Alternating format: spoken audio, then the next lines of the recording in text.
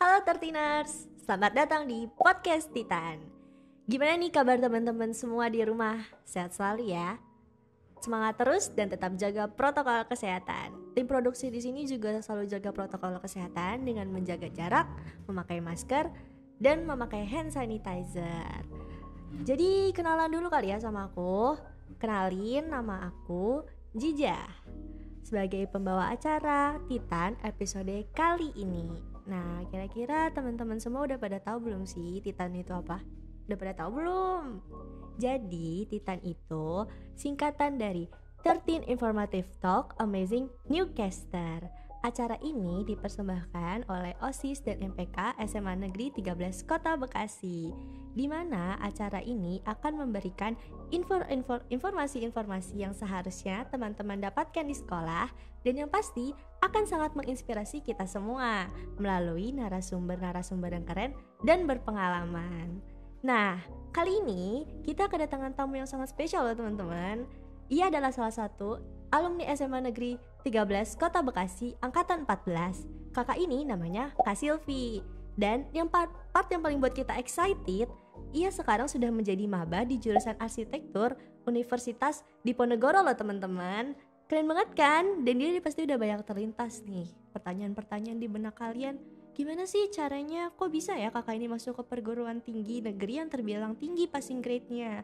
Nah makanya ikutin terus podcast kita sampai habis. Yuk langsung aja kita sambut Kak Silvi. Halo Kak Silvi. Halo.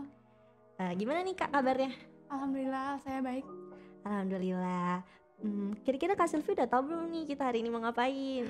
Belum tahu. Aduh, jadi hari ini kita akan ada wawancara sama Kak Silvi sebagai alumni SMA Negeri 13 Kota Bekasi yang berprestasi. Ada beberapa sesi tanya jawab yang seru banget nih Kak. Jadi pertama-tama mungkin kakak boleh perkenalan diri dulu. Hai, saya Silvi Fauzia dari alumni SMA 13 Kota Bekasi. Oke, kita lanjut ke pertanyaan pertama. Kakak ini kan udah jadi maba nih Kak di Universitas Diponegoro. Kita pengen tahu dong Kak, kemarin nih daftar lewat jalur apa sih Kak? Aku kemarin daftar lewat jalur SNMPTN. Oh, kalau boleh tahu sistem SNMPTN tuh gimana sih Kak? Barangkali ada teman-teman kita yang masih belum tahu nih sistemnya seperti apa, mungkin boleh dijelaskan? Kalau jalur SNMPTN tuh sistemnya rapot dari semester 1 sampai semester 5 dirata-ratain gitu. Jadi di cuma 40% kira-kira yang bisa ikutan SNMPTN. Wah, hebat banget ya Kak Silvi masuk ke dalam 40% siswa yang dapat ke SNMPTN. Nah, kalau dari yang saya dengar nih ya Kak, SNMPTN tuh jalur yang perlu nilai rapot ya Kak. Sebetulnya yang dibutuhkan tuh rapot dari semester berapa aja sih Kak? Terus waktu dulu tuh boleh tahu nggak Kak kira-kira rata-rata nilai rapot kakak tuh berapa ya? Kalau untuk ikut SNMPTN kan 40% tadi nilainya dari semester 1 sampai semester 5. Nah, terus di peringkatin gitu kan. Terus kalau rata-rata cuma 85 sih aku. 3 terbaik dari sekolah. Wah, keren banget ya teman-teman. Kita jadi semangat nih improve nilai rapot kita.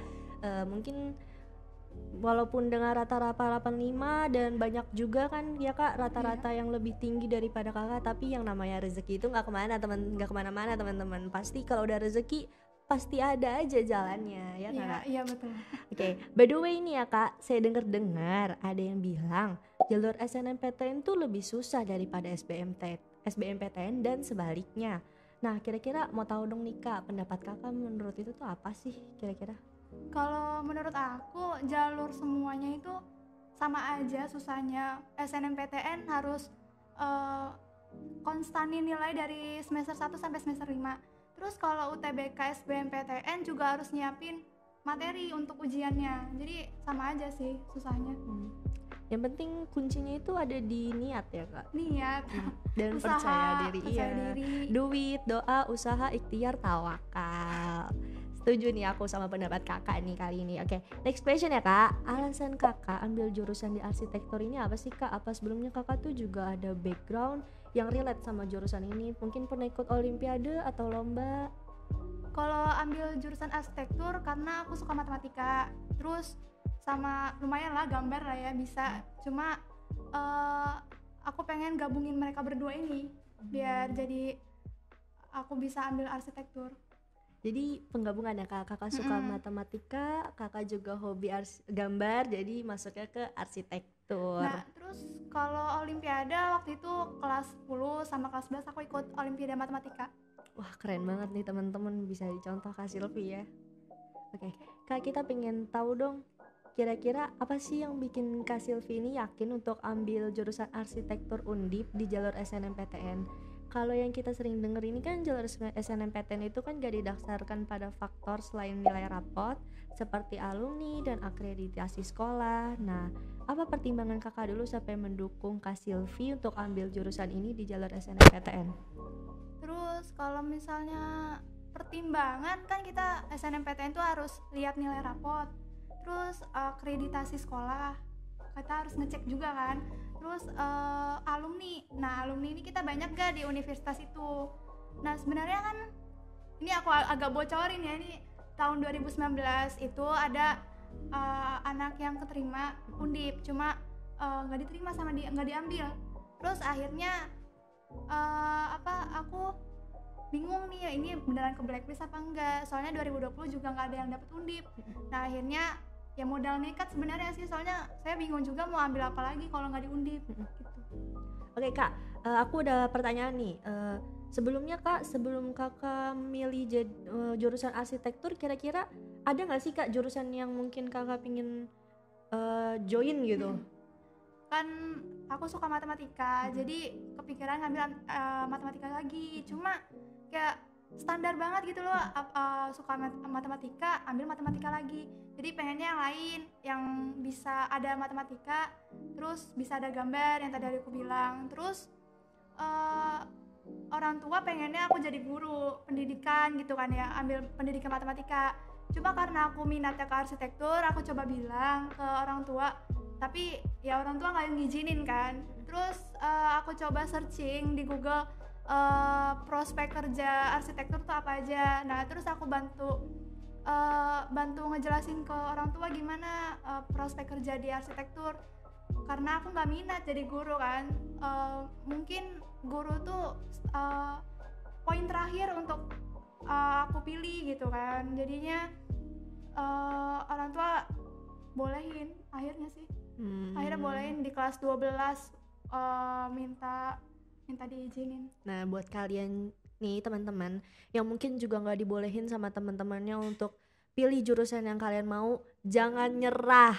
Tetap kalian bujuk orang tua kalian gimana pun caranya. Jelasin ke orang tua apa aja kelebihan kekurangan dari jurusan yang kamu mau gitu. Tunjukin kalau kalian tuh emang niat ngambil jurusan itu, kalau kalian tuh bisa. Oke? Tetap semangat semuanya, semangat juga Kak Silvi. Kita lanjut ke pertanyaan terakhir nih Kak. Dan kelihatannya ini tuh yang paling penting nih di antara pertanyaan-pertanyaan tadi nih. Kira-kira ada nggak sih tips dan trik ala Kak Silvi nih untuk teman-teman yang ingin masuk ke universitas di Ponegoro, terutama di jurusan arsitektur, yang mana passing grade-nya tuh tinggi sekali ya Kak Silvi. Boleh jelaskan Kak, mungkin dari segi nilai rapot, kestabilan nilai, ranking, ataupun pertimbangan alumni dan akreditasi sekolah untuk jalur SNMPTN. Kalau tips and trick sih sama kayak orang-orang di luar sana kan, usaha, belajar, doa, tawakal. Cuma kalau khusus gitu nggak ada. Jadi stabilin nilai dari semester 1 sampai semester 5 kalau mau ikut SNMPTN. Terus sebisa mungkin dapat ranking di kelas. Sebenarnya nggak harus bagus-bagus banget, yang penting stabil, naik terus nilainya. Terus kalau ambil arsitektur tuh gimana ya, susah sebenarnya. Cuma kalau kamu mikir susah, ya nggak bakal dapat juga, nggak bakal ada percaya diri, takut. Nah ini karena SMA 13 tuh katanya dulu tuh nggak ada yang masuk arsitektur, kalau teknik sipil banyak, MTK gitu-gitu kan. Jadi aku pengen yang beda gitu dari yang lain gitu. Wah sangat bermanfaat banget nih ya infonya bagi kalian yang ingin juga masuk ke Undip atau ingin masuk ke jurusan arsitekturnya. Kita bisa banget ikutin tips dan trik dan saran, siapa tahu kita bisa seperti Kak Silvi ya teman-teman ya. Waduh hebat banget nih Kak Silvi. Nah, alhamdulillah kita udah sampai di di akhir pertanyaan. Dari awal pertanyaan sampai akhir, tips dan trik yang dijelaskan oleh Kak Silvi semuanya sangat informatif dan kita jadi ngerasa lebih tercerahkan ya teman-teman. Iya betul. Maksudnya tuh kita udah punya bayangan lebih untuk step yang akan kita lanjutkan di kemudian hari. Dari tips dan trik yang udah Kak Silvi jelasin bisa banget dibuat acuan teman-teman nih supaya persiapannya tuh lebih mateng ya. Semoga dari semua hal-hal yang udah kita jelasin tadi dapat berguna dan bermanfaat bagi teman-teman semua.